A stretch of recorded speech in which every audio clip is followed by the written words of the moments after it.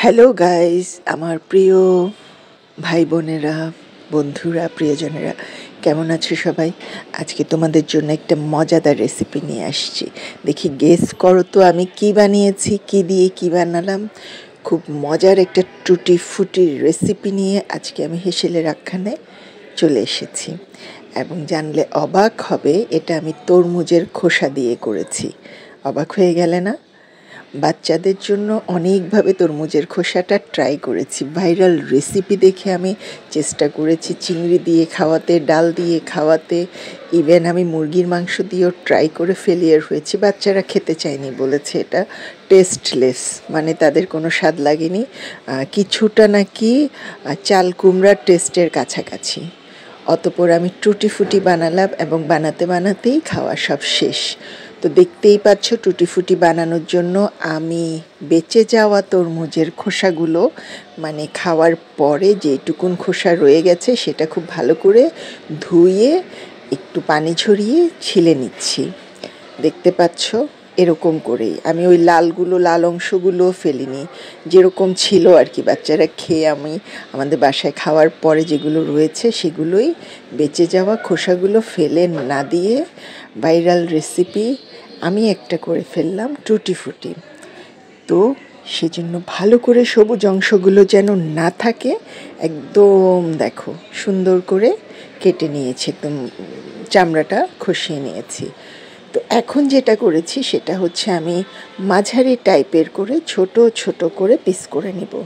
তো এটা হচ্ছে তোমরা চাইলে বড় বড় পিস করতে পারো, তোমরা চাইলে ছোট ছোট পিস করতে পারো, অ্যাজ ইউ উইশ, যার যেরকম ভালো লাগে। তবে খুব একটা বড় করলে মনে হয় না ভালো লাগবে, যত ছোট করবে ভালো লাগবে। আমি এই মাঝারি সাইজটা করেছি, এটা ফার্স্টবার ট্রাই বলে, এরপরও আমি অনেকবার করেছি। সেগুলো আসলে প্রতিবার তো আর ভিডিও করতে ভালো লাগে না, তাই না? তো দেখতে পাচ্ছ আমি এইভাবে করে পিসগুলো করে নিয়েছি সুন্দর মতো সবগুলোর।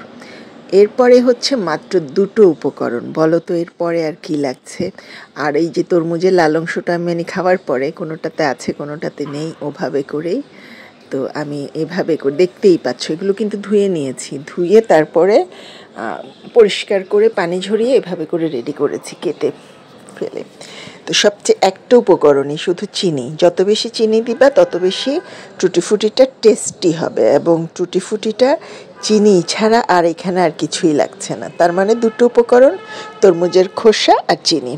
তো ভালো করে আমি প্রায় এখানে 250 মতো তরমুজ, 250 মতো চিনি দিয়েছি, এবং খুব ভালো করে প্রত্যেকটা তরমুজের গায়ে চিনি লাগে মতো করে এটা আমি রেখে দিব আধা ঘন্টা করে। পানিটা পুরো বের হবে, কোনো বাড়তি পানি দিব না, এই তরমুজের থেকে রস ছাড়বে প্লাস চিনিটা গলে যাবে, এটাই আমাদের মূল কাজ। তো দেখলে আমি খুব ভালো করে মাখিয়েছি, খুব ভালো করে মানে হচ্ছে প্রত্যেকটা টুকরোর গায়ে যেন চিনিগুলো ভালো করে লাগে। এরপর আমি ঢেকে রেখে দিচ্ছি আধা ঘন্টার জন্য। আধা ঘন্টার মধ্যেই পানি ছেড়ে দেবে মোটামুটি। তো আধা ঘন্টা পরে তোমাদেরকে আমি দেখাচ্ছি। তো আধা ঘন্টা পরে যখন পানিটা পুরো ছেড়ে দিল, আমার টুটি ফুটিটা এখন রান্না করার জন্য রেডি, মানে চুলায় দেওয়ার জন্য রেডি। যেহেতু আমি বলেছি আর কোনো উপকরণ লাগবে না, মূল উপকরণ এ দুটাই।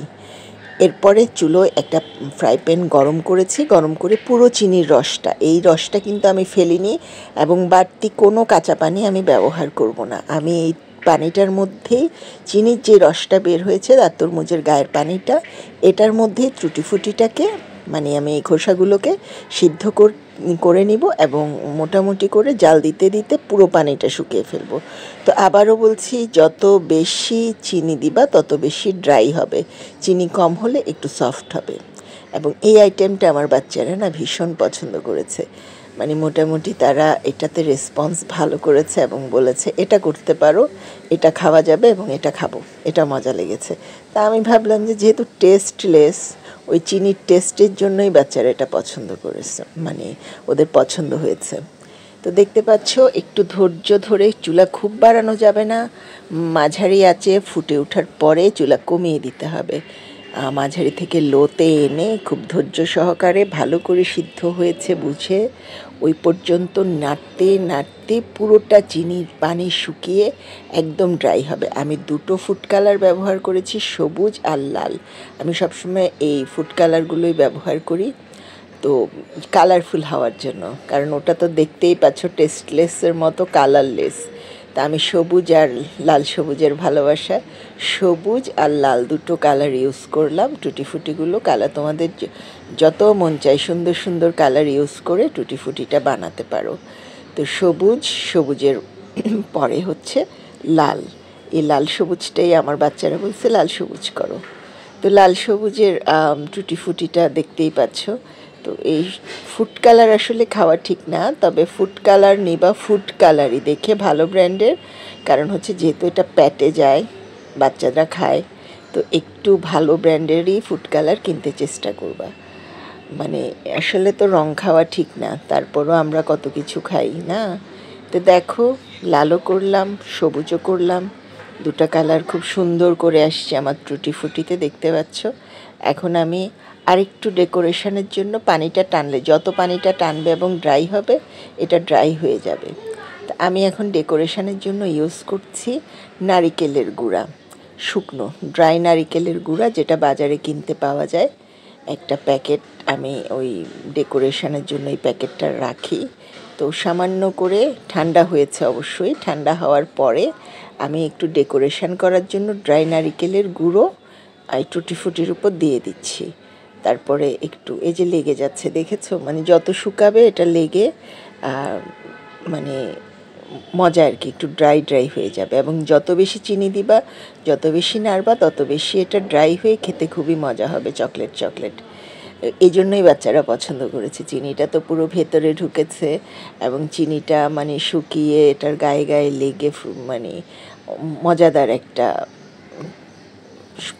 মজাদার একটা খাবার হয়ে গেছে। তা আমি বাচ্চাদের জন্য, ওরা এরকম একটা দেখি বলতে মানে শেষ। তো তোমাদের সাথে রেসিপিটা শেয়ার করলাম, ভালো লাগলে লাইক কমেন্ট করবা, শেয়ার দিবা।